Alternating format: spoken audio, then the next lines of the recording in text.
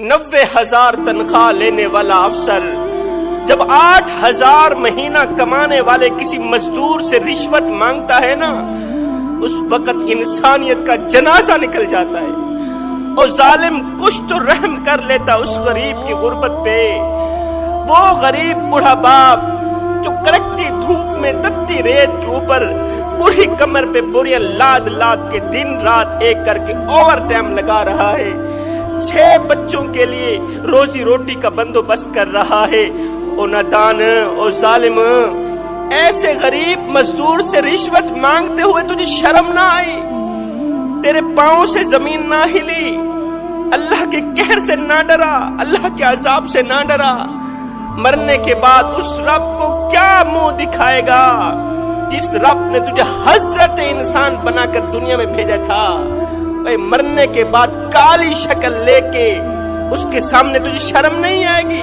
جس رب نے تجھے خوبصورت شکل دے کر دنیا میں بھیجا، کالی شکل لے کے اس مالک کا سامنا کرتے ہوئے تجھے شرم نہیں آئے گی؟ صاحب، نماز کی بہت بڑی فضیلت ہے، نماز پڑھنے سے بہت زیادہ ثواب ملتا ہے، نمازی کو اللہ تعالیٰ بہت بڑا مقام دیتا ہے۔ روزہ رکھنے کی بہت بڑی فضیلت ہے، روزے دار کو اللہ تعالیٰ بہت بڑا مقام دیتا ہے۔ جتنی بھی عبادات ہیں، نماز، روزہ، حج، زکوٰۃ، تہجد، اللہ تعالیٰ بہت بڑا مقام دیتا ہے، بہت بڑا مرتبہ دیتا ہے، مگر سنو، عبادت اس مقام تک نہیں پہنچاتی، نماز اس مقام تک نہیں پہنچاتی، روزہ اس مقام تک نہیں پہنچاتی، حج، زکوٰۃ، تہجد اس مقام تک نہیں پہنچاتی جہاں غریب کی خدمت پہنچاتی ہے۔ عبادت اس مقام تک نہیں پہنچاتی۔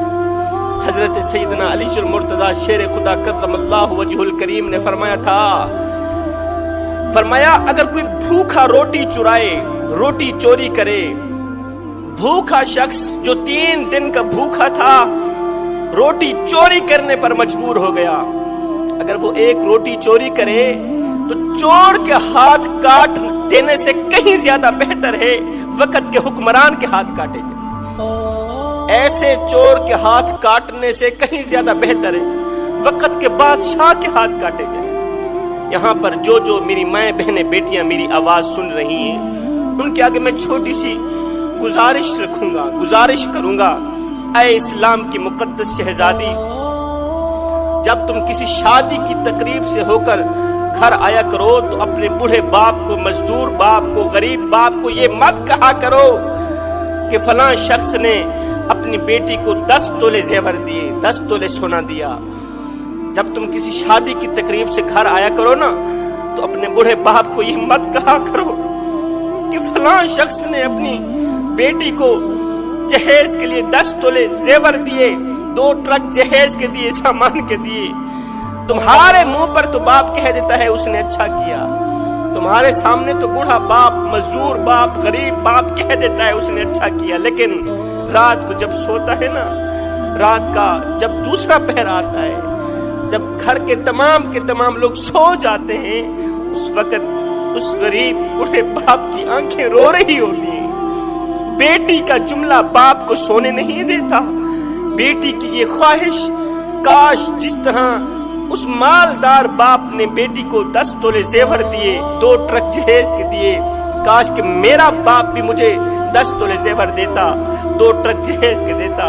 بیٹی کی وہ خواہش باپ کی نیند حرام کر دیتی، بیٹی کا یہ جملہ باپ کی نیند حرام کر دیتا ہے۔ ساری رات باپ کی روتے ہوئے گزرتی ہے، آنکھوں سے نیر بہاتے ہوئے گزرتی ہے، آنسو بہاتے ہوئے گزرتی ہے۔ بیٹی کی یہ بات سن کر باپ رو رو کے اللہ کے سامنے شکوہ کرنے پر مجبور ہو جاتا ہے، رو کر کہتا ہے، شکوہ کرتا ہے، مالک، بیٹی کو جہیز کے طور پر 10 تولے زیور دینے والے شخص نے کون سا ایسا کمال دکھایا تھا؟ جہیز کے طور پر 2 ٹرک سامان کے دینے والے شخص نے، باپ نے کون سی ایسی نیکی کی تھی، کون سی ایسی خوبی کر دکھائی تھی کہ تو نے اسے مالا مال کر دیا؟ مالک، میں نے تیرا کیا بگاڑا تھا کہ تو نے مجھے اتنا بھی نہ دیا کہ میں اپنی رخصت ہونے والی بیٹی کو ایک 4 پئی تو دے سکوں، رخصت ہونے والی بیٹی کو ایک 4 پئی تو دے سکوں؟ میرے اندر اتنی ہمت نہیں، میرے اندر اتنی طاقت نہیں، میں تو غریب ہوں۔ وہ بڑا باپ جو کڑکتی دھوپ میں تتی ریت کے اوپر کھڑے بری کمر پہ بوریاں لاد لاد کے دن رات ایک کر کے 1000 روپے شام کو کما کے آتا ہے، بچوں کے لیے روٹی کا بندوبست کرے یا بیٹی کو جہیز دے۔ بخار آتا ہے، غریب بڑا باپ دوائی نہیں لیتا، پیناڈول کی ایک گولی نہیں لیتا، کیا کرے؟ اولاد کو روٹی کھلائے یا دوائی لے، بیٹی کو جہیز دے یا اپنی دوائی لے۔ آئے اس جہیز جیسی لعنت نے میرے خوبصورت معاشرے کو گندا کر دیا۔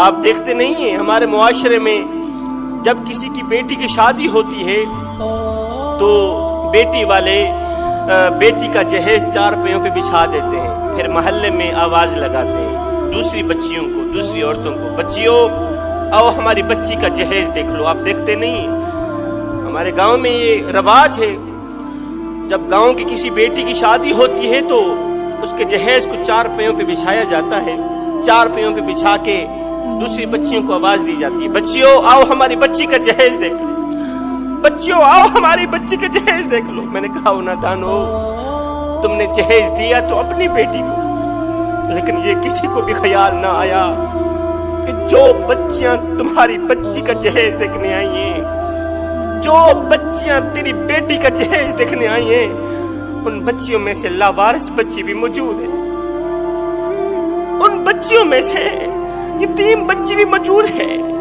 ان بچیوں میں سے اس غریب بوڑھے باپ کی بچی بھی موجود ہے، جو غریب بوڑھا باپ دن رات ایک کر کے اوور ٹائم لگا کے نہ دن دیکھتا ہے، نہ رات دیکھتا ہے، نہ سردی دیکھتا ہے، نہ گرمی دیکھتا ہے، نہ بھوک دیکھتا ہے، نہ پیاس دیکھتا ہے۔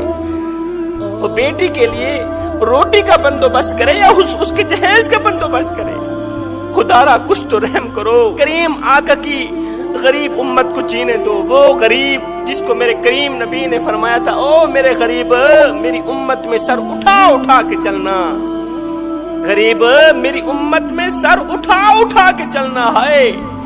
جس غریب کو میرے نبی نے فرمایا تھا میری امت میں سر اٹھا اٹھا کے چلنا، ہم نے اس غریب کا ستیہ ناش کر دیا، ہم نے اس غریب کا جینا حرام کر دیا، جینا محال کر دیا۔ وہ غریب موت مانگنے پر مجبور ہو گیا۔ ہم نے اپنی دولت کی نمائش اس طرح کی، ہم نے پیسوں کی نمائش اس طرح کی کہ غریب موت مانگنے پہ مجبور ہو گیا۔ مالک تیری مخلوق مجھے جینے نہیں دیتی، ہاتھ جوڑ کے عرضی کر رہا ہوں میرے بھائیوں، اس جہیز جیسی لعنت کو ختم کرو۔ یہاں پر میں آقا کریم علیہ الصلوۃ والسلام کا ایک رلا دینے والا فرمان سنانا چاہوں گا، ضروری سمجھوں گا۔ میرے کریم نبی نے فرمایا تھا، او صحابہ، جی یا رسول اللہ صلی اللہ علیہ وسلم، میرے نبی نے فرمایا کسی یتیم بچے کے سامنے اپنے بچے سے پیار نہ کرنا، اس سے یتیم کا دل دکھے گا، یتیم کو مرا ہوا باپ یاد آئے گا۔ او صحابہ، کسی بیوہ عورت کے سامنے اپنی بیوی سے پیار نہ کرنا، اس سے بیوہ عورت کا دل دکھے گا۔ فرمایا او صحابہ، کسی غریب انسان کے سامنے اپنی دولت کی نمائش نہ کرنا، اس سے غریب کا دل دکھے گا، غریب اللہ کے سامنے شکوہ کرنے پہ مجبور ہو جائے گا۔ ہے روٹی امیر شہر کے کتوں نے چھین لی، فاقہ غریب شہر کے بچوں میں بٹ گیا، چہرہ بتا رہا تھا کہ اسے مارا ہے بھوک نے، حاکم نے یہ لکھا کہ یہ کچھ کھا کے مر گیا۔ ہم غریبوں کی مدد کرتے ہیں، غریب ہمسائے کے گھر روٹی دیتے ہیں، لیکن تب جب وہ بیچارہ مر جاتا ہے۔ آپ دیکھتے نہیں ہمارے محلے میں جب کوئی فوتگی ہو جاتی ہے، جب کوئی مر جاتا ہے، تو پھر ہم سارے محلے والے مل کر اس مرنے والے کے گھر پوری فیملی کے لیے کھانا پہنچاتے ہیں، پوری فیملی کے لیے کھانا پہنچاتے ہیں۔ میں نے کہا نا دانو، مرنے والا روٹی روٹی کرتا مر گیا، مرنے والا 3 دن کا بھوکا تھا، آخر مر گیا۔ روٹی کھلاتے تو اسی مرنے والے کو کھلاتے، آج اس کے مرنے کے بعد تمہاری دی روٹی کس کام؟ کسی عورت نے کہا حضرت کوئی ایسا وظیفہ ہے جس کے پڑھنے سے اللہ تعالیٰ جلد از جلد سنبھال لے، کوئی ایسا وظیفہ بتاؤ کہ اللہ تعالیٰ مجھے موت دے دے۔ میں نے کہا بہن یہ کیا کر رہی ہے؟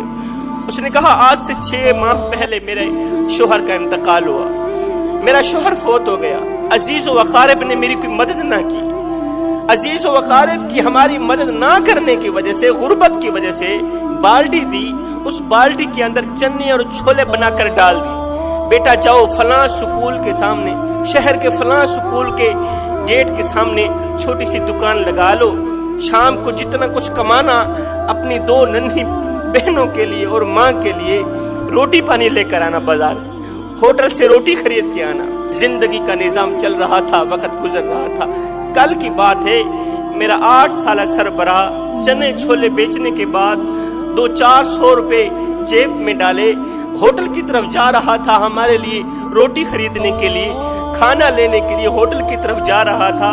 रास्ते में से मोटरसाइकिल पर 2 आदमी आए, उन्होंने मेरे नन्हे सरबराह को 2-4 थप्पड़ भी लगा दिए और 200-400 रुपए भी ले लिए। मेरे नन्हे सरबराह की कुल जमा पूंजी लेकर भाग गए। उसने चाहा कि मैं भीख मांग के अपनी 2 बहनों के लिए खाना लेकर घर जाऊं, लेकिन उसे बाप का सबक याद आ गया। बाप ने कहा, बेटे हम सैयद लोग हैं, भूखे मर जाना लेकिन किसी से सदका ना लेना, भूखे मर जाना, भीख मत मांगना, खैरात मत मांगना। मेरा 8 साल सरबराह रात को घर आया रोता हुआ, कहने लगा, माँ आज की रात कल का दिन रोजा रख लो, कल शाम को खाना लेके आऊंगा। मेरे साथ ये कुछ हुआ। जब मेरे 8 साल सरबराह ने कहा ना कि मेरे मुंह पर 2-4 थप्पड़ लगे, मैं आसमान की तरफ मुंह करके रोने लगी, कहने लगी, मालिक मैं तेरी रजा पे राजी हूँ, मालिक जे सोना मेरे दुख विच राजी ते मैं सुख नु चुल्हे ठावा, मालिक मैं तेरी रजा पे राजी। रात का दूसरा पहर आया, मेरी नन्ही सी बेटी उठकर रोने लगी भूख की वजह से, कहने लगी, माँ ये जो मेरी छोटी बहन है ये कब मरेगी, ये जो छोटी बीमार बहन है ये कब मरेगी। मैंने कहा, बेटी ये तुम क्या कह रही हो, बहन की लंबी उम्र के बजाय उसके मरने की दुआ मांग रही हो, सेहत याबी के बजाय उसके मरने की दुआ मांग रही हो। नहीं अम्मा, जब हमारा बाप फोत हुआ था तो हमारे मोहल्ले वालों ने हमारे घर खाना पहुंचाया था। मैं तो इस सोच की बुनियाद पे कह रही हूँ, अगर ये छोटी बहन मर जाए, बाकी नहीं तो सुबह मोहल्ला खाना देने के लिए आएगा, पूरे मोहल्ले वाले उठ पड़ेंगे खाना देने के लिए, बाकी नहीं पेट भरकर खाना तो खा लेंगे। खुदारा मेरे भाइयों, जिंदा लोगों की कदर करो, जिंदा लोगों की मदद करो। इबादत उस मकाम तक नहीं पहुंचाती जहां गरीब की खिदमत पहुंचाती।